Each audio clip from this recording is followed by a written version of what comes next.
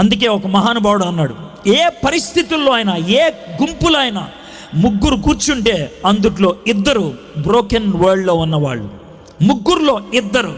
ఇక్కడ కూర్చున్నటువంటి మీలో అనేక మంది కృంగిన జీవితం, బయటికి నవ్వుతున్నారు, లోన ఏడుస్తున్నారు. బయటికి ముఖ కవళికలు చక్కగా చూపించుకుంటున్నారు, లోన ఆందోళన చెందుతున్నారు. బయటికి మర్యాదకరమైనటువంటి ముఖాన్ని పెట్టుకున్నారు, లోన మాత్రం దిగులుతో కృంగిపోయిన పరిస్థితుల్లో ఉన్నారు.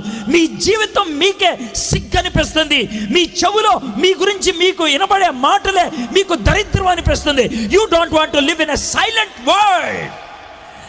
నిశ్శబ్ద లోకంలో జీవించడం మనకి ఇష్టం లేదు. ఎందుకో తెలుసా?